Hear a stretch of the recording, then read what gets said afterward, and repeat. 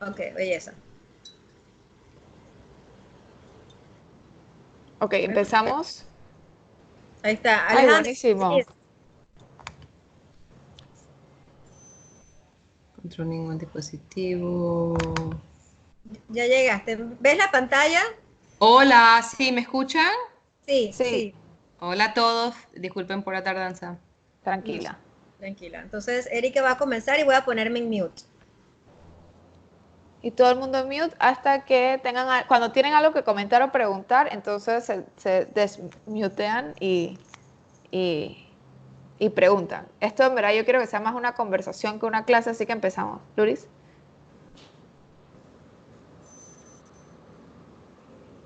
Lo, la siguiente, eso es como un título. Lo primero es saber un poquito sobre la historia del cannabis. El cannabis está intrínseco en nuestra evolución como seres humanos desde hace más de 5.000 años.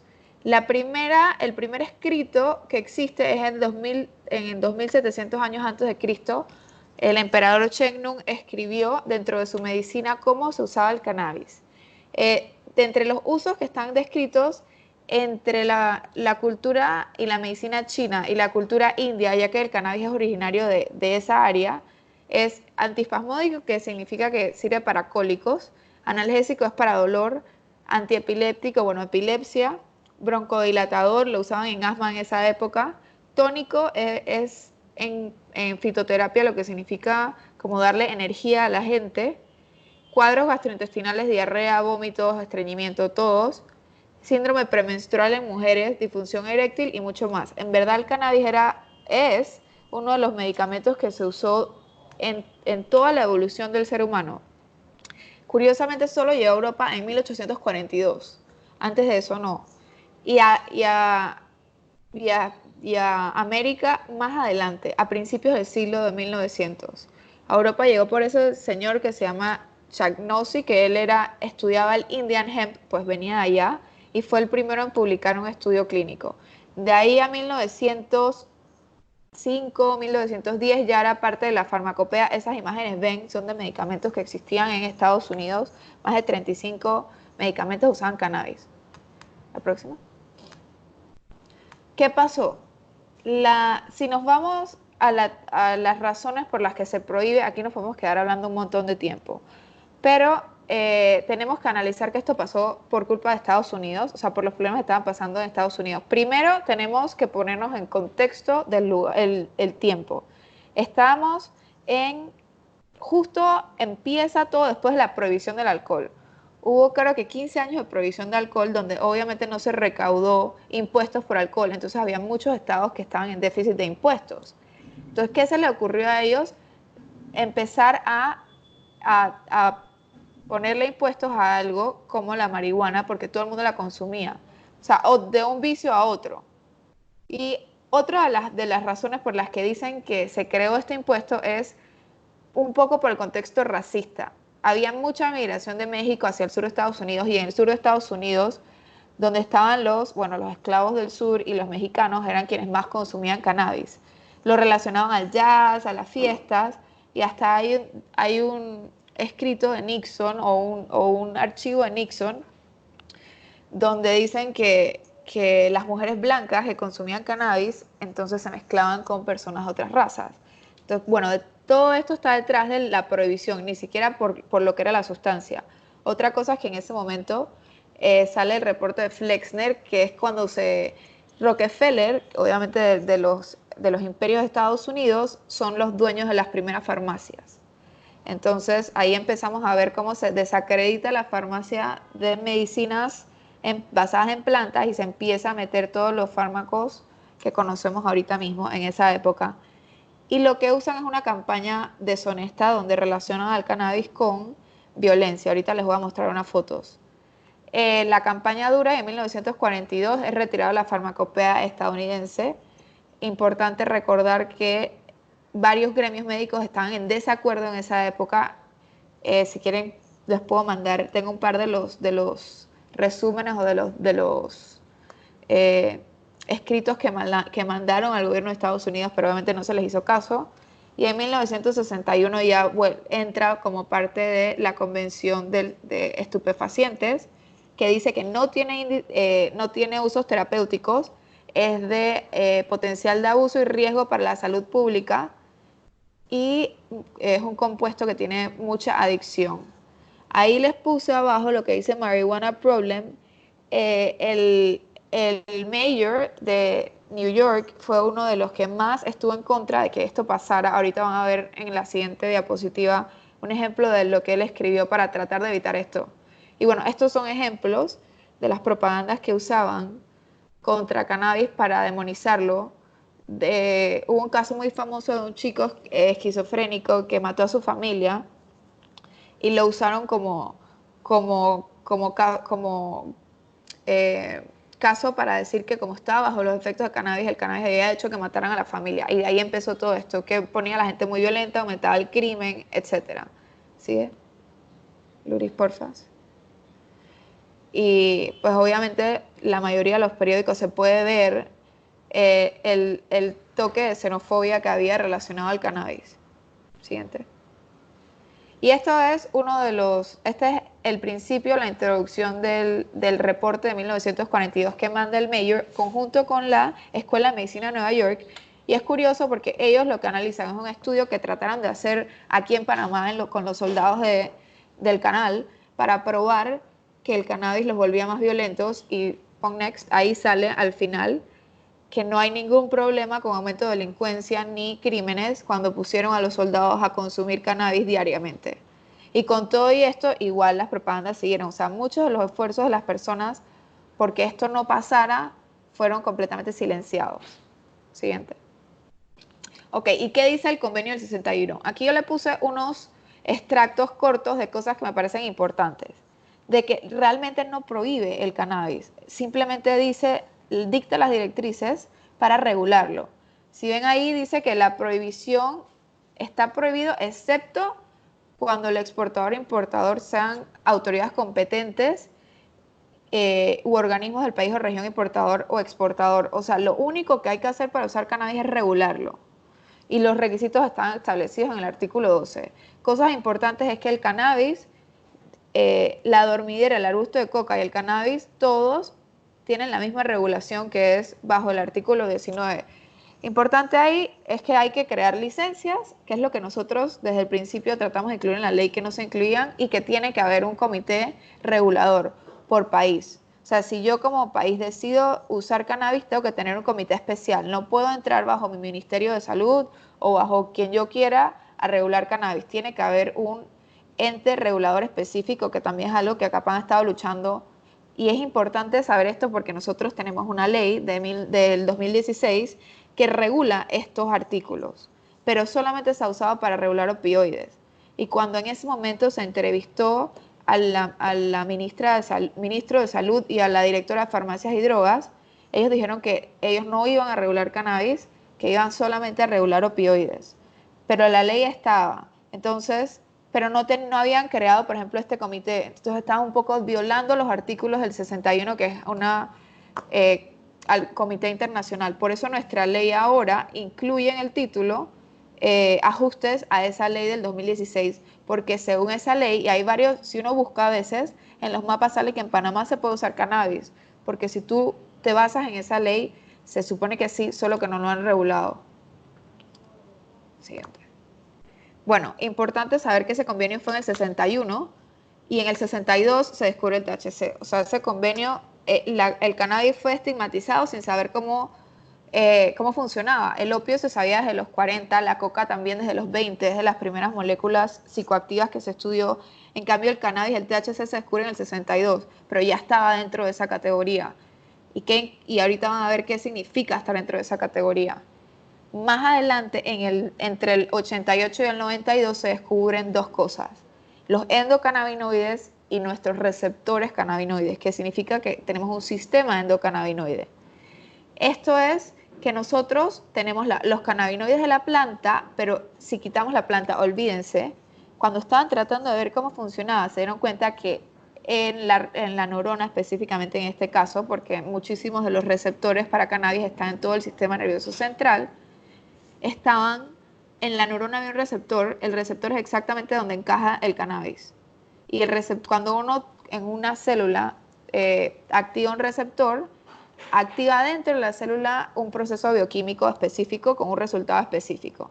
Entonces, si se dan cuenta, tenemos el receptor cannabinoide, que es donde entra la llave, y nosotros producimos endocannabinoides. Obviamente nosotros tenemos este sistema andando sin pensar en la planta. Y curiosamente, los cannabinoides de la planta de cannabis, también hay otras plantas que tienen cannabinoides, pero muy, muy, muy poquitos, son exactamente iguales a los que nosotros producimos. O sea que al final esto es algo importantísimo porque es la única planta que regula un sistema ya existente. A ver, Erika, Luis. una pregunta.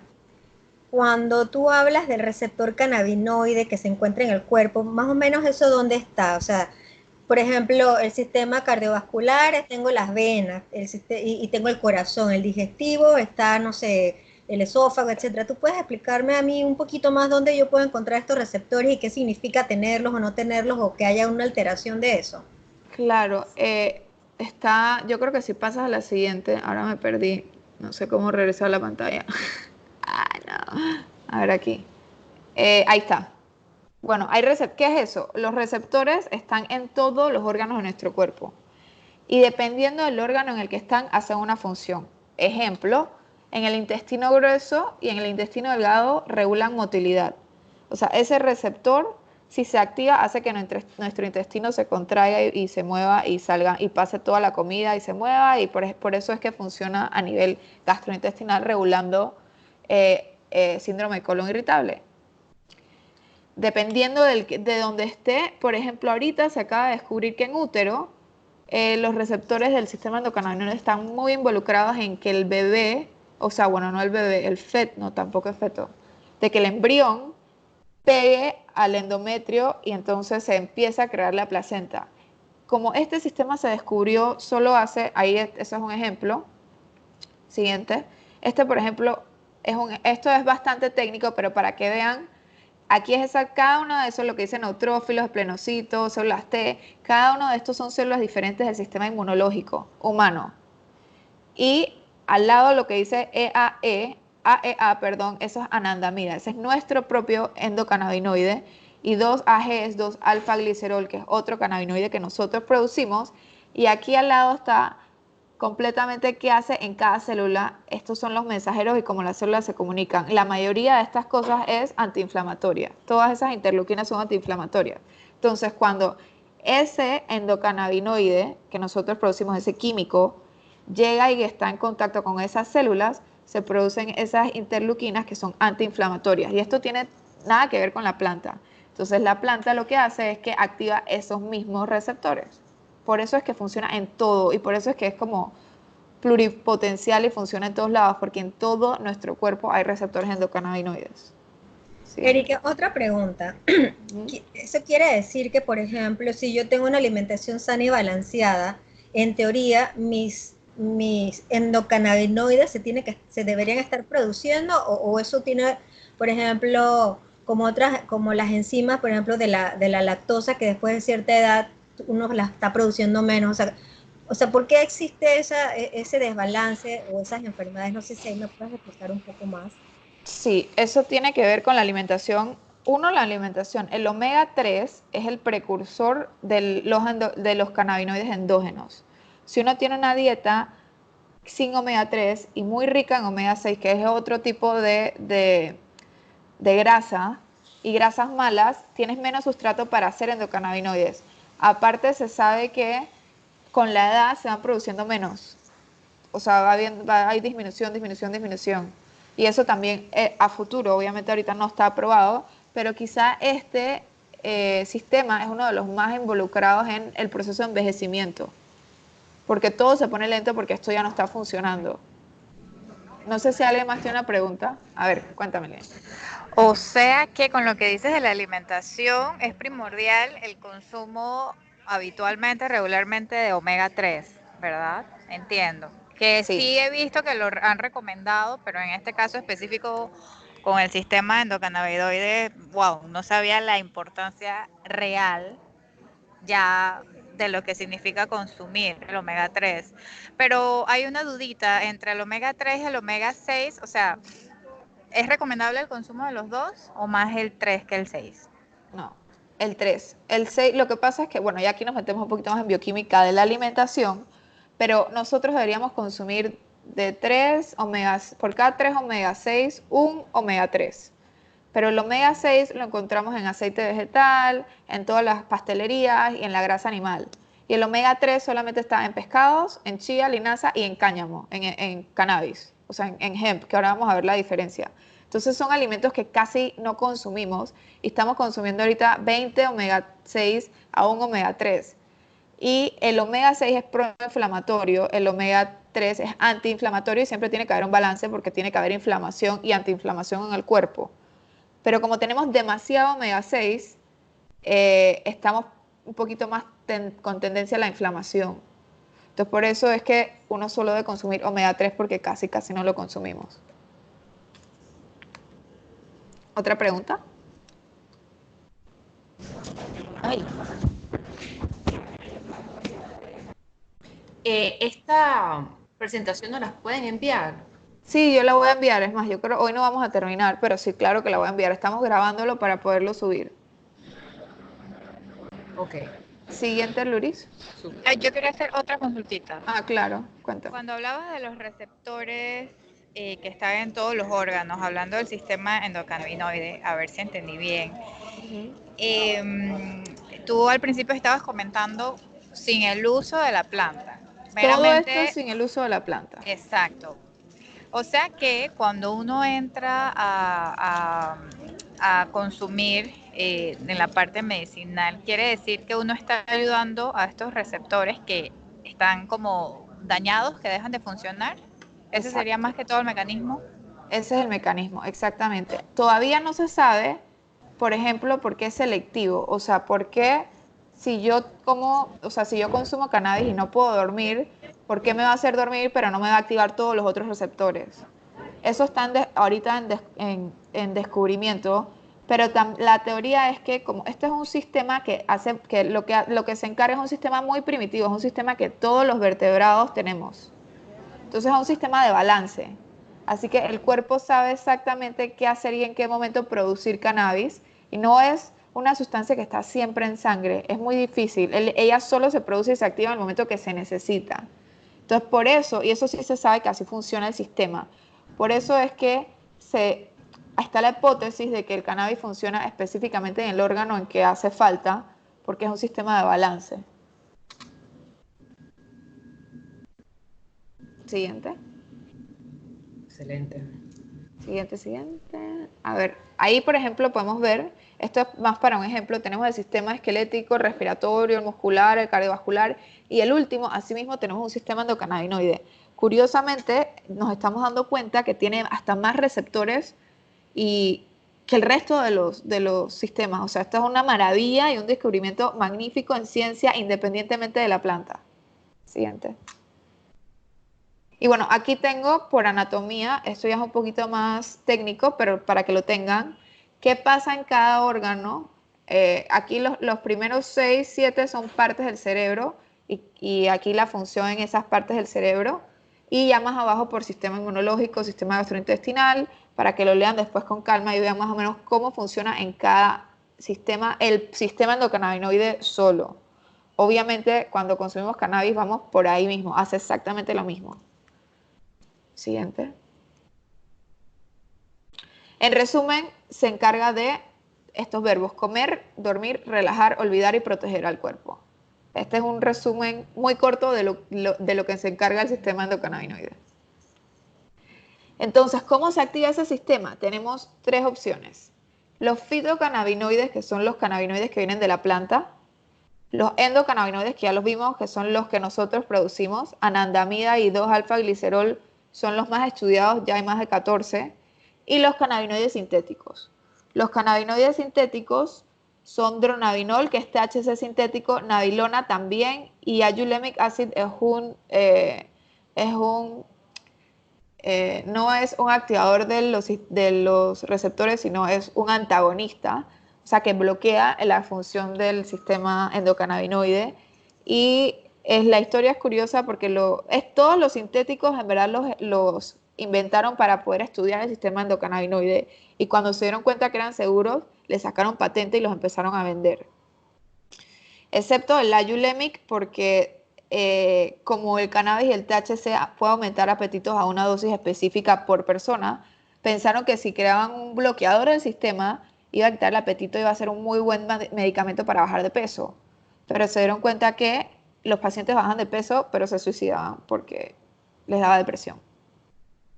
Entonces, ese ahorita mismo está fuera del mercado. Entonces, la planta. Ahora sí ya dejamos el sistema endocannabinoide a un lado y nos vamos a concentrar en los fitocannabinoides. La planta ahorita tiene más de 190 cannabinoides que han descubierto, probablemente el número siga aumentando. Generalmente por planta hay 4 en concentraciones suficientes para que sean considerados terapéuticos y de ahí en adelante los otros son trazas. Pero cada especie tiene una huella digital de cannabinoides. Aquí están los más conocidos y los más estudiados hasta el momento. El CBD y el THC obviamente son los más conocidos. La gran diferencia entre ellos es que el THC es el único hasta el momento que es psicotrópico. Creo que Luis me mandó un artículo sobre que habían descubierto uno nuevo como otra versión del THC que era más psicotrópico que el THC, que probablemente lo que haya es que esté en menores concentraciones que el THC dependiendo de la planta. Luis, no sé si quieres ampliar.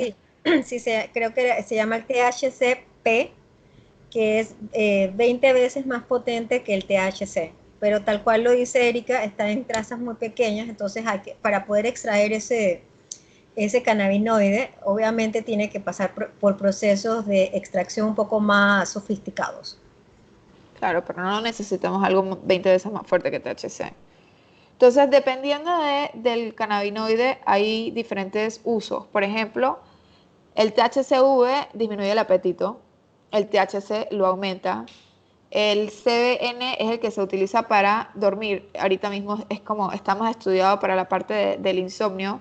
El CBD es un antiinflamatorio y es el que regula en la parte neurológica las convulsiones, reduce la ansiedad.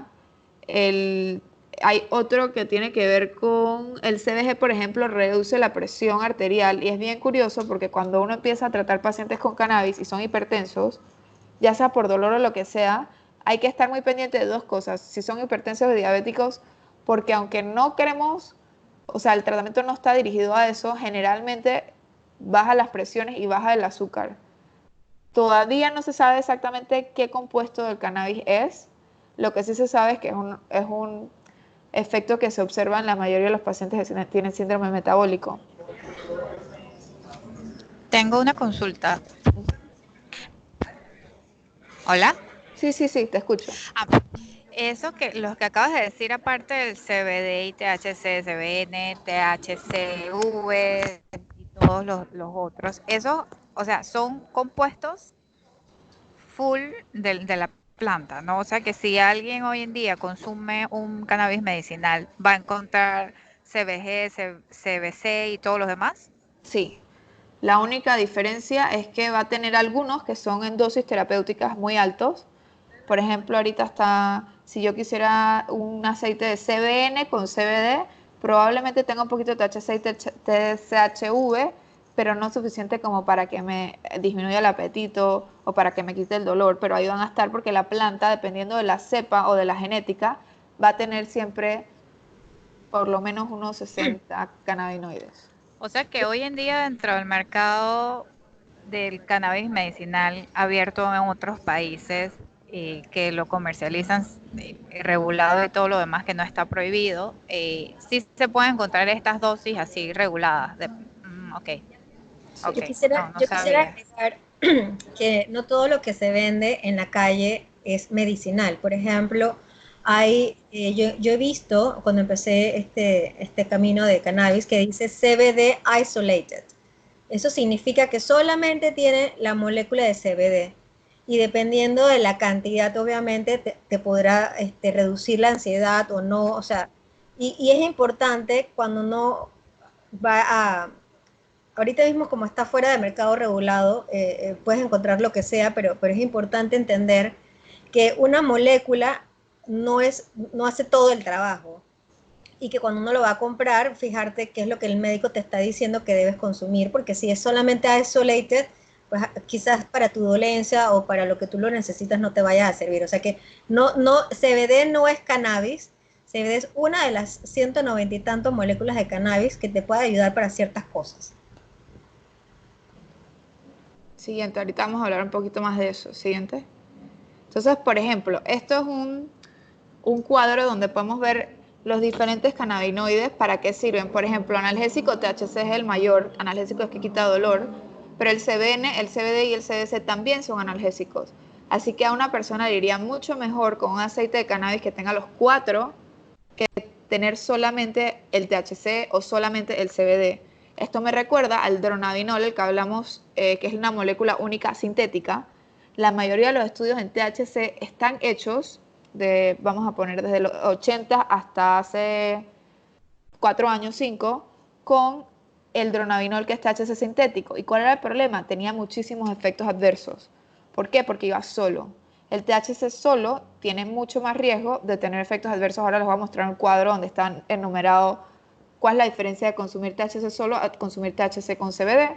Y aquí, bueno, en este cuadro podemos ver el efecto que quieran, cuáles son los cannabinoides que influyen. Entonces, ya aquí sabemos que es mucho mejor tener una planta que tenga todos a usar un solo cannabinoide. Y de aquí nos salimos un poco del marco de tenemos que cambiar un poquito la forma de pensar, y ustedes que van a ser vocales también. El cannabis no es como los medicamentos normales que conocemos. No es una molécula y una dosis, y por ejemplo acetaminofén se toma 1 gramo 3 veces al día, máximo 5, porque si no tengo falla hepática. No. El cannabis es o sea, tiene muchas moléculas y es mucho mejor el extracto de la planta, y cada persona tiene su dosis específica. Siguiente. Uy. A ver. Ok. Terpenos y flavonoides. Esa es otra parte muy importante de del cannabis. Los terpenos son los que le dan el olor a las plantas, a todas. O sea, ya sea el romero, el tomillo, el cannabis, son esos compuestos. Y los flavonoides son los que le dan el color. ¿Qué pasa? No sé si has escuchado esto de índica y sativa, esta como diferencia en las plantas. Eso ya se está quedando atrás, porque como ha habido tanto mezcla genética, ya casi no se usa. Pero ahora lo que se está usando es el perfil de terpenos y el perfil de flavonoides. Me va a hacer una planta que sea más relajante o que sea más de efectos corporales, versus a un aceite que sea más de efectos mentales. Por ejemplo, una persona que tiene dolor no necesita tanto el efecto corporal, si es un dolor neuropático, pero si es un dolor de artritis, sí. Entonces los flavonoides son los que me van a mí ayudar, y los terpenos son los que me van a mí ayudar a modular esos otros efectos antiinflamatorios, analgésicos, relajantes, sedantes.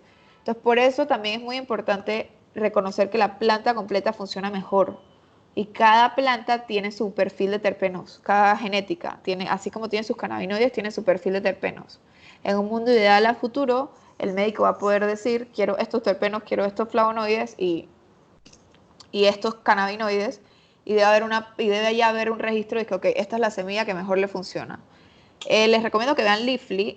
Este web es un web usado en Estados Unidos específicamente, pues obviamente recreacional, porque para que sepan un poco, en Estados Unidos el médico le da permiso al paciente de usar cannabis y le da su licencia, pero el médico no receta. El médico no sabe qué cannabis usa el paciente y no sabe qué dosis. El paciente con la autorización entonces va a los dispensarios, y las personas que trabajan en el dispensario le recomiendan, oye, come esto o fuma esto o úsalo de esta forma. Entonces el uso ya queda a discreción de paciente y de la persona que trabaja en el dispensario, que generalmente es el cultivador. Por ende está esta página que se llama Leafly, donde por cepa uno puede ver el perfil de terpenos, qué cannabinoides tiene en concentración y para qué sirve. Entonces, eso ahorita les mando para que lo vean. Siguiente. Entonces, aquí les pongo los requisitos de la ley de Panamá de registro sanitario. Y como ya expliqué, o sea, ahorita que ya expliqué toda la complejidad del cannabis, nos damos cuenta que obviamente no entra dentro de esta reglamentación, que es lo que quieren tratar. Quieren tratar de meter el cannabis como un medicamento, pero no se puede. O sea, yo cómo voy a tener una fórmula cual y cuantitativa de un aceite. Yo puedo tener más o menos una idea, pero la planta de cannabis, dependiendo del sol, de la tierra, de la humedad, de miles de cosas, va a cambiar un poco su concentración. Es muy difícil replicar exactamente un aceite, porque al final es una planta que va a variar. Hay plantas bonitas, hay plantas feas. Yo puedo tener como una grosso modo idea, pero si tenemos 190 cannabinoides, ¿cómo yo voy a saber que todos los aceites van a ser exactos?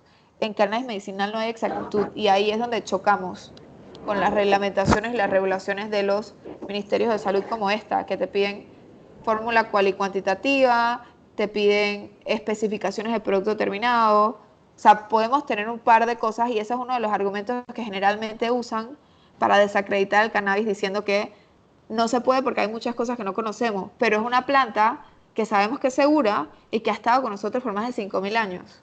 Entonces, ahí es donde, por eso es que hay que hacer una ley, una reglamentación especial, y es donde hay muchos choques, y tenemos que estar muy claros en esto, de que no es una molécula, sino planta completa. ¿Alguna pregunta? Sí.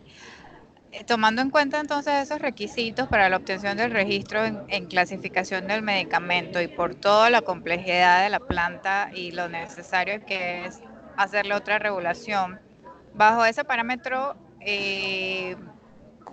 en el proyecto de ley y en el anteproyecto, ¿bajo qué clasificación igual se está utilizando? ¿Bajo medicamento? Sí, pero por eso se tiene que hacer una reglamentación especial para cannabis, o sea, no puede entrar bajo el registro de medicamento. Y eso lo tiene que hacer el ministerio, esa es nuestra segunda batalla como ACAPAN. ¿Y esa parte de ese artículo que comenta eso ya fue discutido o todavía no? Todavía no, esto va a venir en la parte de la reglamentación cuando el ministerio diga qué productos, cómo, cuándo, dónde, y si lo quieren encajetar aquí, pues obviamente vamos a tener nosotros que salir nuevamente como asociación a abogar porque sea una buena medicina, pues, y por explicarle, porque la gente que no conoce, obviamente lo quiere encajetar aquí, y como no cumple con estos requisitos, entonces no se puede usar. Sí, y te preguntaba era porque usualmente o deberían las reglamentaciones basarse en los artículos madres de la ley que origina la reglamentación. Entonces, por eso quería saber si dentro de ese anteproyecto había algo específico que hablara de eso, de crear una reglamentación especial, no de la ley per se, sino dentro del régimen del Ministerio de Salud fuera de medicamentos. Sí, la reglamentación está escrito, Luris, ¿verdad? Que va a estar hecha por el Ministerio de Salud. Sí, está hecha por el Ministerio de Salud, pero el ente, creo que se llama Consejo Asesor, va quizás dar algún tipo de lineamiento. Entonces, esas son partes que no están muy claras, pero que la primera pelea es tener la ley y que pase lo más aceptable posible, que no restrinja ningún tipo de cannabinoide, que no restrinja al médico o al paciente el acceso sano, seguro y accesible de la planta, pero la segunda y la más importante es el cómo se va a hacer esto. Entonces, que la ley se pase es pues una parte de la batalla. Lo más importante es el cómo, que es lo que Erika está indicando. Y aquí también vemos estudios clínicos, eso es otro de los argumentos que más se utilizan en contra del cannabis. Pon la siguiente para explicarles dónde estamos en ese punto, porque si ustedes van a ser vocales van a tener que poder defender esto. Esta es la pirámide actual de valor de evidencia científica. Un médico sin esto no va, o sea, esto no va. Entonces, cannabis solamente ha llegado hasta estudios de corte.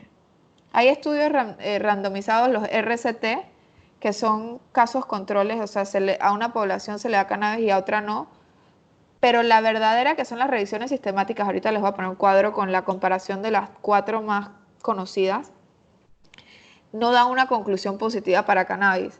¿Por qué? Porque la mayoría de los estudios son de cortes, o que son como observación de pacientes. O sea, yo como médico observo una población de pacientes, pero no la comparo con nadie más. O estudios de casos. O sea, yo como médico reporto un caso que me fue bien, como el de Edwin, por ejemplo, pero eso en verdad no tiene validez, lastimosamente, para la forma como se interpreta la evidencia científica. Aparte, uno tiene que, para que un medicamento sea considerado medicamento, tiene que pasar fase 1, fase 2 y fase 3. Fase 1 es que el medicamento no cause efectos negativos en un paciente sano.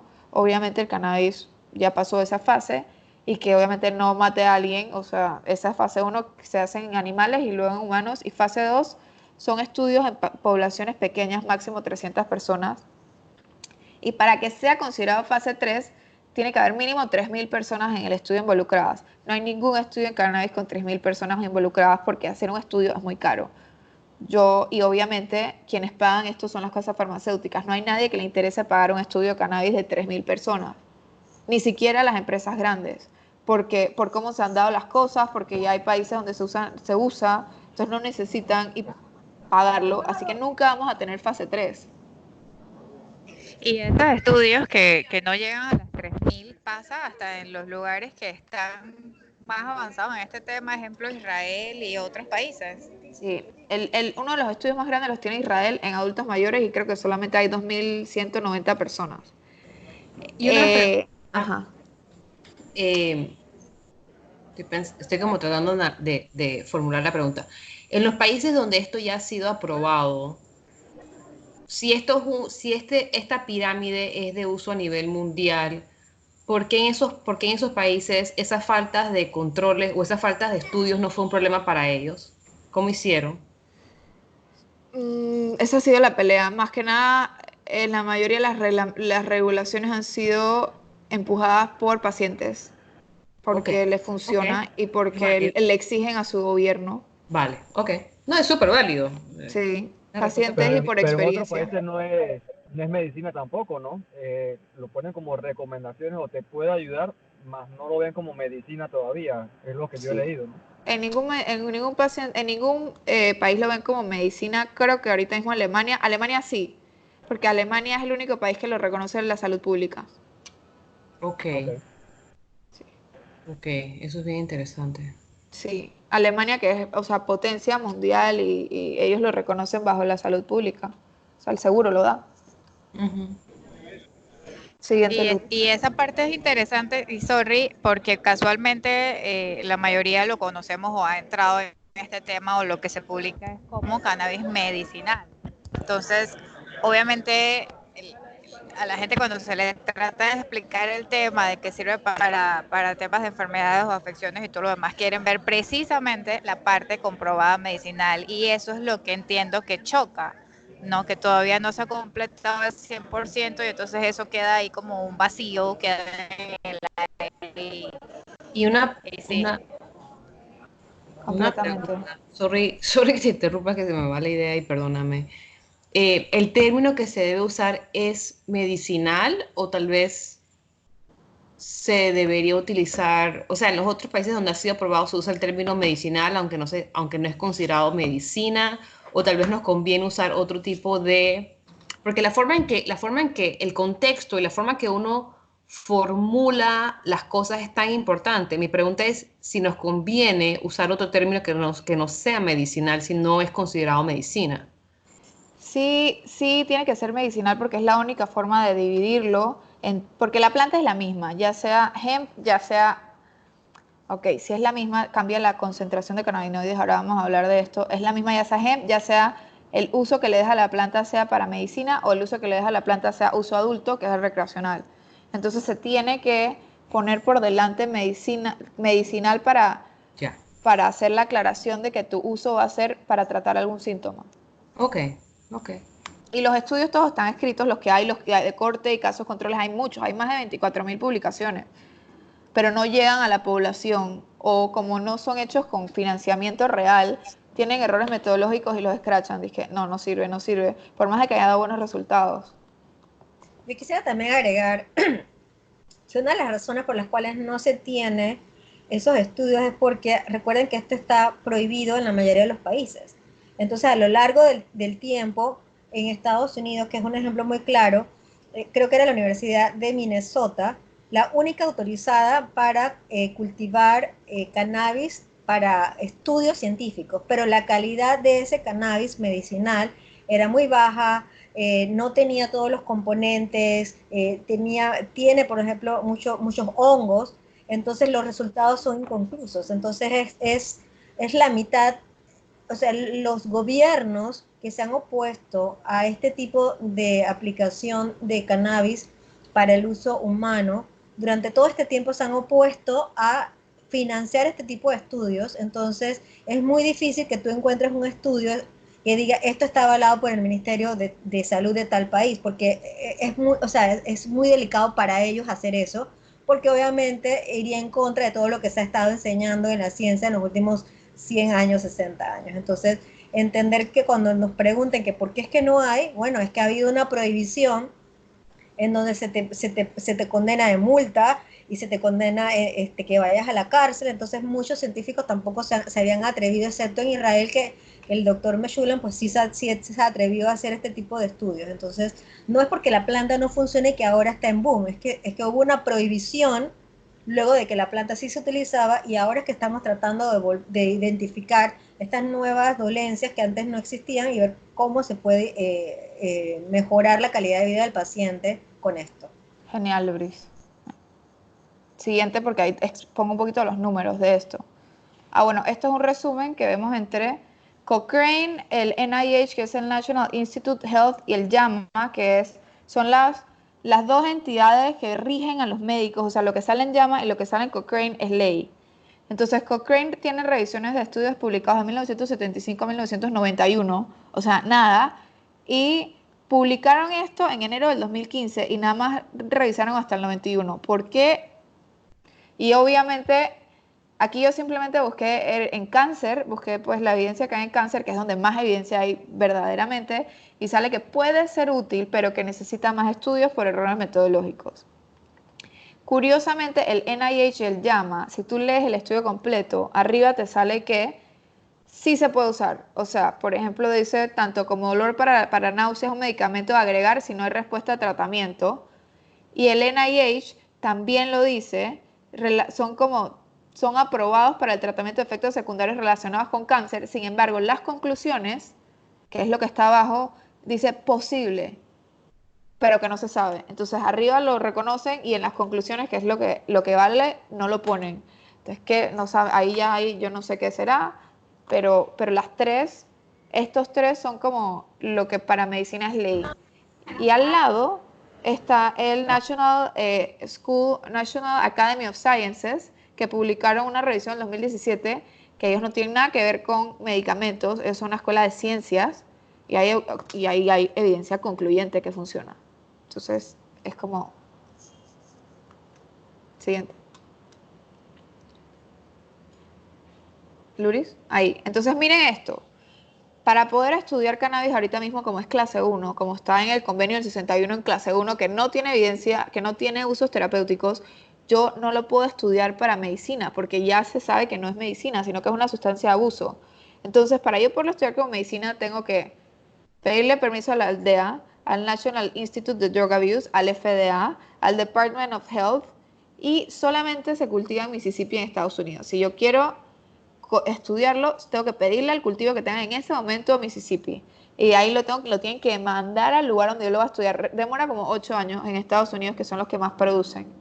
Y miren ahí, el NIH es el encargado de darle el presupuesto por estudios.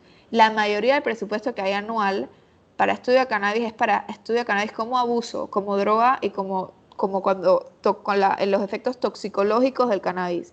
Y miren cuánto hasta el 2014 no había ni $1 para estudiar ni sistema endocannabinoide, que es fisiología, ni CBD, ni los cannabinoides, nada. Solamente en el 2015 empezaron a darle un poquito de plata. Y ni siquiera el sistema endocannabinoide, que no tiene nada que ver con la planta, que es completamente fisiología, le empezaron a dar un poquito de resources en el 2016. Por eso es que no hay evidencia. Siguiente. Y bueno, importante ahora, porque esto se lo van a preguntar mucho y esto tiene mucho que ver con lo que está pasando ahorita en la ley, es diferenciar el hemp de la marihuana, bueno, del cannabis medicinal. Hemp y cannabis medicinal, los dos son la misma cepa de planta, los dos son cannabis sativa.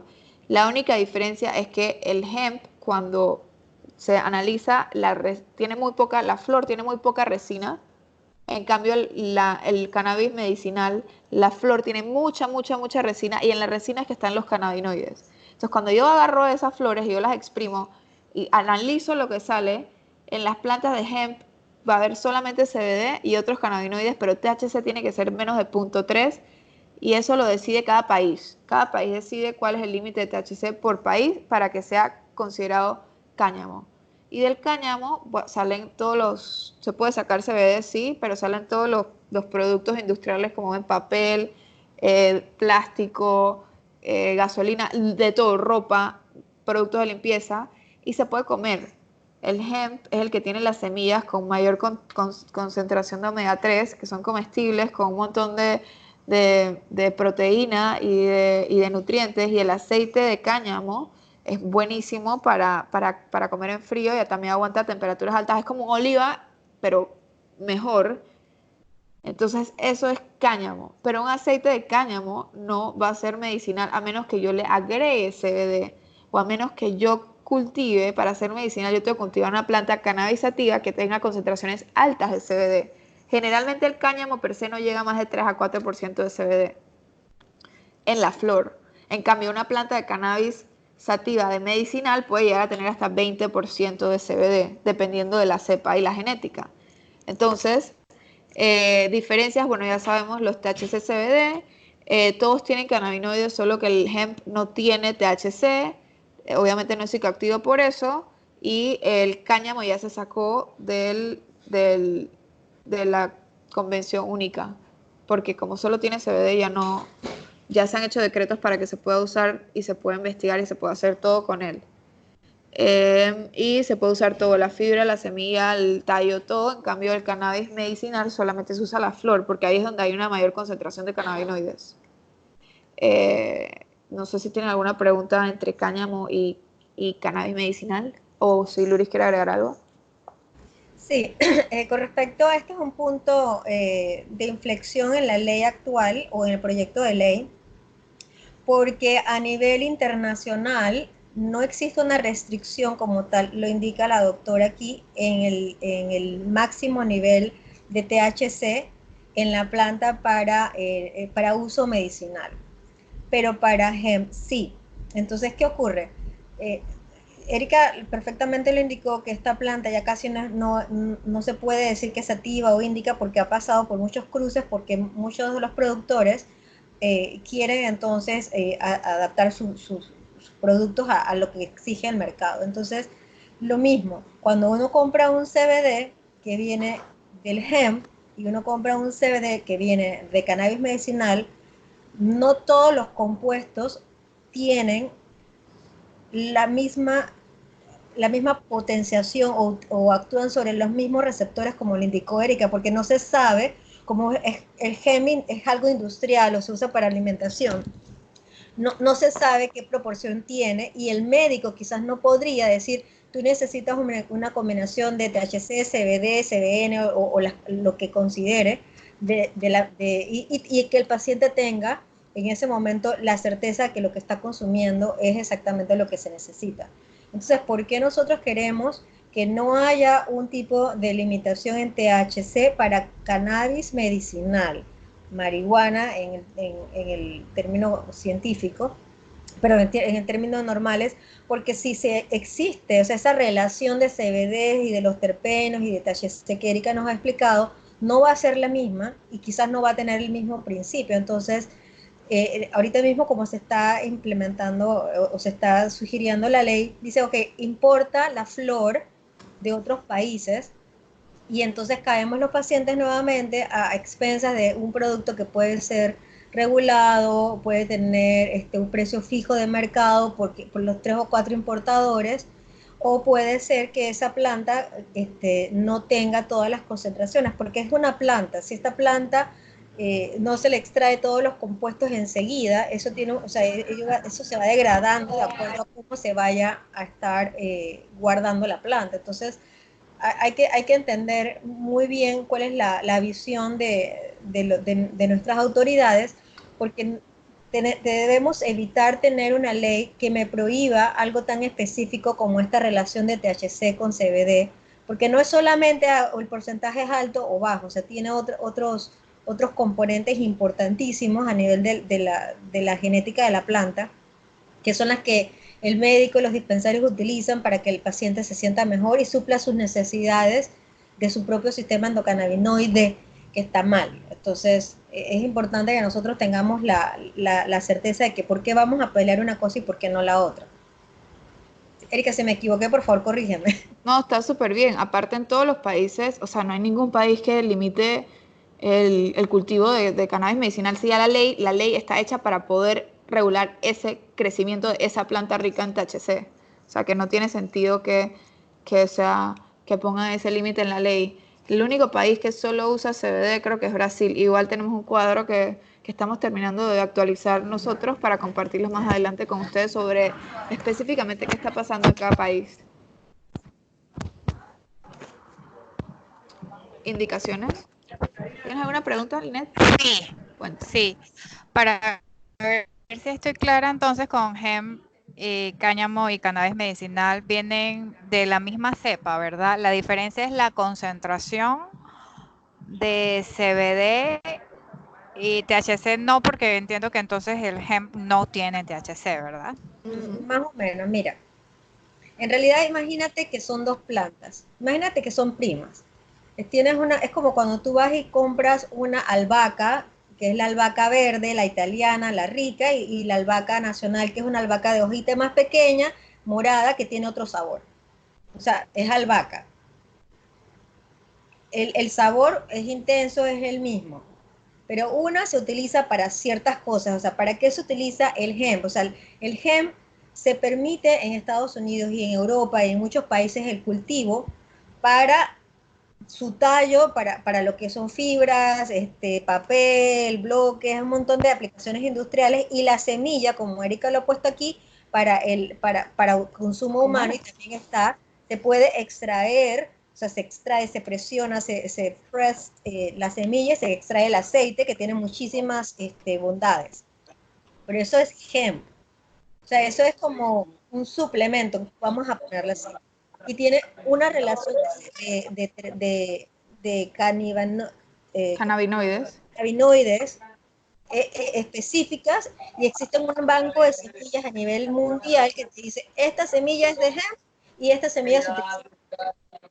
Y existen entonces otras semillas en donde está perfectamente identificado estas semillas para la relación CBN con THC y los otros terpenos, etcétera, y se utiliza para cannabis medicinal. Entonces, lo importante es que son la misma planta, pero tienen su genética es diferente. Incluso aquí Erika lo pone, que para la planta del hemp te permite crecer hasta 10, 15 pies para la fibra.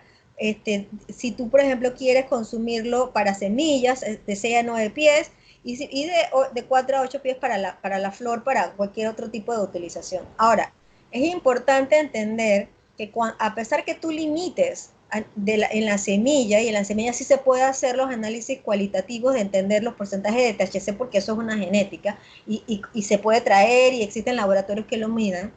Una vez que tú siembras esa planta, no es que el THC se va a quedar en 0.3, y eso es algo que mucha gente se olvida o piensa erradamente, porque el THC, a medida que la planta va creciendo y que a medida que recibe muchos los rayos solares en la misma flor y en la misma hoja y en el mismo tallo, hay componentes de THC.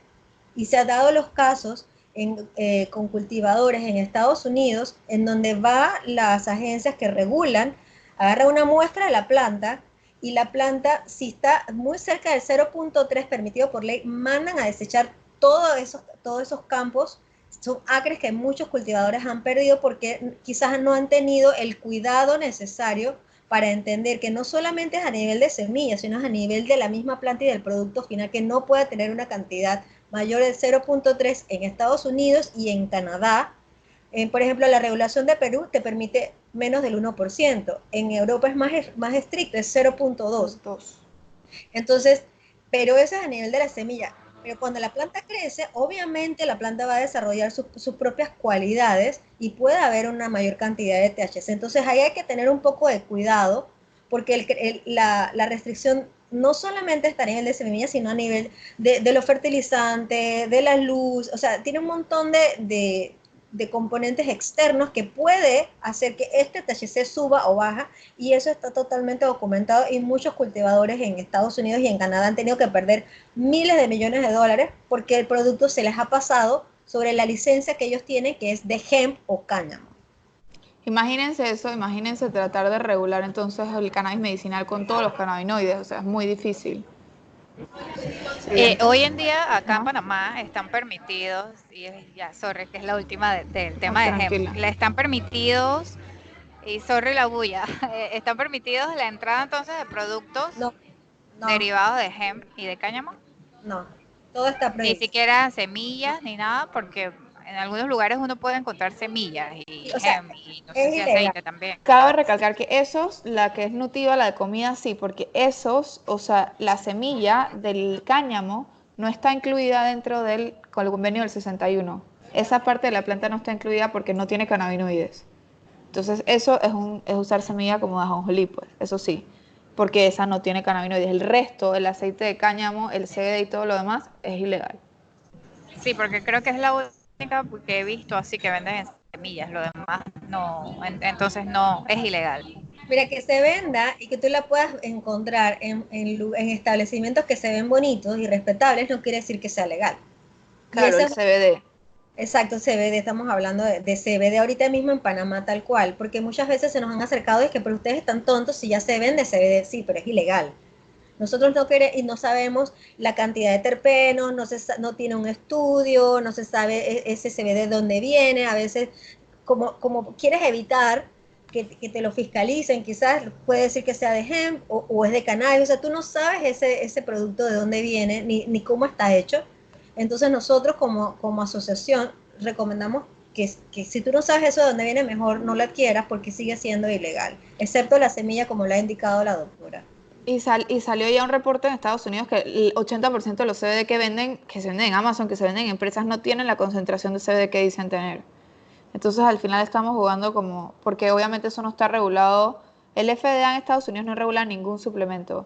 Y como ellos lograron que el CBD entrara como suplemento, fuese suplemento, porque ellos hicieron un juego y lo sacaron de aceite normal y máximo puede tener hasta 3% de CBD, pero entonces lo enriquecen, pero sigue entrando dentro de lo de suplemento, el FDA no lo regula. Entonces no se sabe los CBDs qué onda, qué tienen, qué no tienen.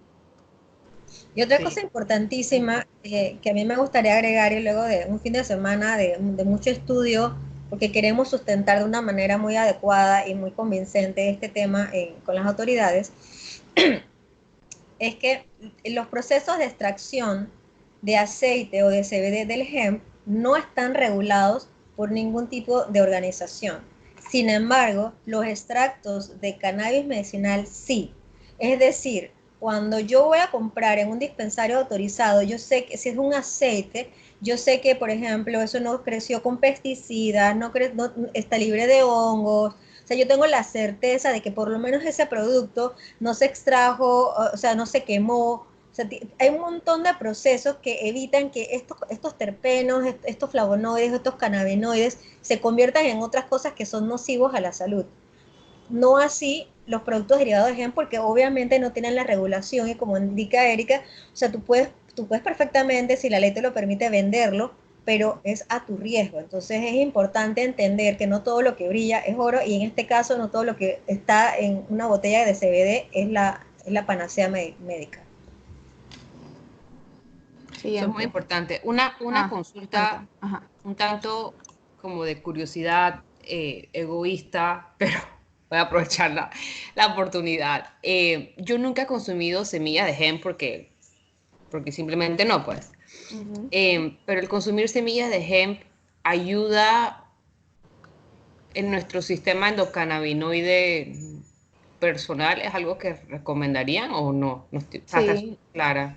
sí, Ok. sí, claro, porque es rico en omegas y es rico en todos los nutrientes que necesita tu cuerpo para producir tus propios cannabis, curiosamente. Ok. Es un superfood, o sea, está Ya. categorizado como un superfood, como Ok. la espirulina y esas cosas. Ajá. Ok. Mira, sí. Siguiente. Entonces, indicaciones. Este es el reporte que les comenté, que es el del National Academy of Sciences, Engineering y Medicine, que es el que sacó las conclusiones después de revisar 24.000 artículos. Imagínate, ellos leyeron 24.000 y esos 24.000 solamente 11.000 cumplían con los requisitos metodológicos para estar incluidos y poder sacar las conclusiones. Siguiente. Aquí está, esto es un cuadro que me pareció súper chévere, que es un resumen de lo que sale en ese estudio. Los cannabinoides los más estudiados son THC y CBD, curiosamente el más estudiado, pero por mucho es el THC. El CBD apenas está empezando a conocer cómo funciona. Es más, aquí que esto es 2017 decía que era un antagonista a los CB1, CB2. Los últimos estudios están revelando que el CBD ni siquiera hace contacto con el sistema endocannabinoide. Tiene otros, completamente diferente, otra vía, otros receptores, otra vía de acción. Así que eso es una cosa como que a todos los que estudiamos esto fue como, whoosh, wow. No tiene tanta analgesia, ni es tan antiemético que es controlar náuseas como el CBD, pero sí bloquea el efecto psicoactivo del THC. Puede ser ansiolítico, que calma la ansiedad, anticonvulsivante y protege al cerebro. Por ejemplo, cuando uno tiene una lesión, en el cerebro se produce mucho 2-alfa-glicerol, que es un endocannabinoide como para contener los efectos de un trauma. Entonces, el CBD hace ese mismo efecto. Se está estudiando, por ejemplo, en concussions, en contusiones cerebrales después de accidentes, y se está estudiando en hipoxia neonatal, en niños que tienen asfixia y que pues no tienen la oxigenación suficiente para preservar y disminuir el daño cerebral. También esa es una de las cosas por las que funciona mucho en epilepsia. Aunque el CBD no le esté quitando la epilepsia al niño, estamos seguros de que está protegiendo el cerebro para que cada choque, cada crisis, no dañe más el tejido cerebral. O sea, al niño le frena el deterioro cognitivo cuando empieza a tomar CBD, independientemente de que le quite o no le quite las convulsiones. Entonces, el THC también es un cannabinoide exógeno. Este sí es un agonista del C1-CB2. Puede producir psicosis, altera la conciencia, te da euforia, te puede dar ansiedad y te puede dar sedación. La sedación es un efecto que a veces estamos buscando con el THC, hay que reconocerlo. La ansiedad y la euforia son dosis dependientes. Por eso es que cada uno tiene su dosis individual. El THC funciona como en una curva. A dosis bajas aumenta el apetito, a dosis altas disminuye el apetito. A dosis bajas quita náuseas, a dosis bajas da náuseas. A dosis bajas es ansiolítico, a dosis altas produce ansiedad. Entonces, por eso cada persona tiene una tolerancia diferente dependiendo de su propia genética y su propio sistema endocannabinoide. Es analgésico, es antiemético. ¿Sí? ¿Qué significa que es parcialmente agonista? Agonista.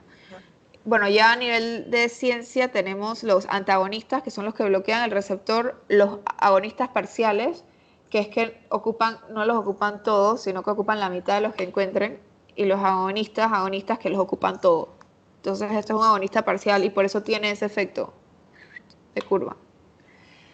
Y evidencia concluyente de que funciona para dolor crónico, específicamente neuropático, para náuseas y vómitos inducidos por quimioterapia. Y quimioterapia no solamente es la de cáncer, sino la de HIV, y esclerosis múltiple y los síntomas de esclerosis múltiple como rigidez y dolor. Evidencia moderada es para el sueño, porque no se sabe qué hace en el long term. Si lo usas para el sueño, no se sabe si todos los medicamentos que existen hasta el momento para regular sueño, a la larga los desregulan. O sea, pueden ser inductores de sueño, pero después, si no los tienes, eres dependiente. Entonces no se sabe todavía el cannabis, se sabe que te da sueño y que es inductor, pero no se sabe a la larga qué va a pasar si es una persona que verdaderamente sufre de insomnio y lo consume por mucho tiempo, si se va a volver adicto al medicamento para dormir. Y las otras cosas como ansiedad, Tourette, que hay Parkinson y todo lo demás que hemos escuchado para lo que sirve, hay evidencia limitada. Siguiente. Erika, yo tengo otra pregunta. En la parte de los potential harms, ¿Qué quiere decir que puede causar bronquitis crónica? O sea, lo causa, independientemente del tipo de administración, o eso nada más me lo causa cuando... Solamente inhalado, fumado, solamente fumado. Esos son los posibles daños del cannabis. ¿Tú me puedes explicar nuevamente? Yo sé que lo he hecho miles de veces, pero de verdad que yo soy nueva en este tema, yo jamás he fumado y soy asmática. ¿Tú me puedes explicar qué significa fumado, vaporizado, o vaporizar la flor, o vaporizar el aceite? Porque eso todavía no lo tengo claro. Claro, oye, yo dije siguiente y no he terminado los harms. Ok, evidencia concluyente pero esta evidencia concluyente, ojo, que todos estos estudios, para tener los potential harms, son concluyentes de todo lo que se ha estudiado desde el 61 hasta ahorita con cannabis. Y la mayoría de los estudios, recuerden que han sido financiados para abuso. O sea que la mayoría de los estudios son con dosis toxicológicas súper altas de THC, casi sin CBD y por fumar. O sea, fumado con pirólisis, donde yo hago un pequeño cigarrillo y lo prendo. Entonces, si hay bronquitis crónica, hay riesgo. Si es una persona que fuma todo el tiempo, tiene más riesgo de tener infecciones. La alteración cognitiva, más riesgo de choques en automóvil. Bajo peso, pero ese es el mismo riesgo que existe cuando consumes cigarrillos y estás embarazada. El niño viene en bajo peso, es lo mismo con cannabis. Y asociado con esquizofrenia y psicosis y otros trastornos psiquiátricos. Y un moderado uso, no sé, es que todavía no se sabe si existe o no existe adicción al cannabis, por eso se dice que hay evidencia, hay estudios que dicen que sí, hay estudios que dicen que no. Ahorita más adelante vamos a hablar sobre la dependencia y no hay, o sea, no hay riesgo, ya eso está estudiado, no hay riesgo de cáncer usando cannabis. Es más, hay un estudio chévere donde era fumado y todo, y los pacientes que fumaban cannabis, pacientes que fumaban cannabis, pacientes que fumaban tabaco, pacientes que no fumaban. Entonces, los pacientes que no fumaban tuvieron más cáncer de pulmón que los pacientes que fumaban cannabis. Y obviamente los pacientes que fumaban tabaco mucho más. Quizá es protector para el cáncer. Eso es otra charla completamente diferente. Todavía no hay estudios de eso. Y bueno, aquí está lo que tiene evidencia, que tiene que saber lo que es lo que más nos preguntan: para qué hay evidencia para dolor crónico, para náuseas por quimio, para espasticidad y para epilepsia. Siguiente. Y ¿Qué todo es, lo... qué es Ajá. espasticidad? Espasticidad, esclerosis múltiple, es cuando se ponen rígidos, o sea que en verdad es la enfermedad de esclerosis múltiple. Ok. Y la siguiente es, todas estas cosas, hay, por ejemplo, reportes de casos y los que les puse en la parte baja de la pirámide que tienen evidencia, y hay publicaciones, pero no es suficiente para que digan que se puede usar. Por ejemplo, yo estoy haciendo un estudio, escribí un protocolo para fibromialgia y hay 4 estudios ahorita mismo publicados para fibromialgia con 20 pacientes, 30 pacientes, o sea que, y todos con resultados positivos, pero eso no es suficiente para que digan que hay evidencia, pero existen, ¿saben? Como que, y reportes de casos. Ok, chicos, yo diría que paráramos la clase y continuáramos en la siguiente, porque es mucho material y hay mucho que tenemos que internalizar. Igual yo tenía planeado hacerla en 2 partes, así que no sé si tienen alguna pregunta hasta aquí y en la próxima reunión continuamos. Me parece buena sugerencia. Igual lo que queremos hacer es, Luris la está grabando y subirlo, queremos abrir un YouTube de Acapan y subirla para que los otros voluntarios puedan escucharla. Bueno, Bueno, yo muchísimas no tengo preguntas, pero para los que tengan Netflix, mucho de lo que se habló aquí también hay un documental que se llama With the People. Ahí también se menciona mucho de lo que estuvieron, así que para darle, si quieren, una segunda vuelta a la información, este documental también es bastante informativo. Buenísimo. Hay uno que está en YouTube que se llama The Scientist, que habla sobre el doctor Mechulam y es frustrante y todo, y cómo él empezó en este mundo de cannabis y los resultados y todo habla más de la resistencia que ha habido a la investigación en cannabis y es interesantísimo. Ese está en YouTube, se llama The Scientist. Lo estoy buscando ya. Buenísimo. Entonces, muchísimas gracias, chicos, de verdad. Documentales o podemos ver. Yo creo que con With the People y The Scientist tienen suficiente hasta la próxima clase. De verdad que sí. Y de repente un día podemos hacer como noche de pelis. Eso sería bueno. Y lo vemos Podríamos juntos. hacer, mira, esa es una buena actividad quizás que se podría hacer, Alejandra. Ujú. Sí. Sí, Hay que podemos buscar un lugar.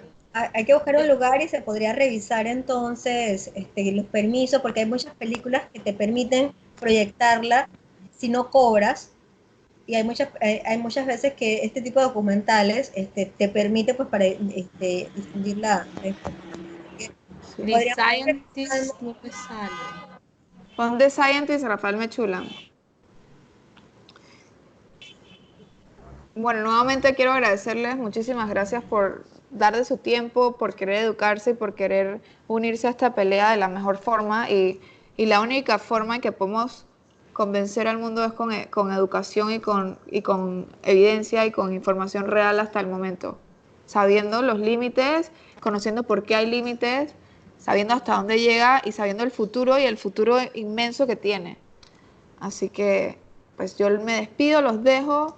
Luris, te encargo gracias a ti. de grabar esto. Muchísimas gracias a todos por sus preguntas y a Luris por tus intervenciones y a subirlo, pues, a YouTube y compartirlo. Ok, chao. Sí. Chao, buenas noches. Gracias, buenas Chao. noches. Buenas Buenas noches. noches.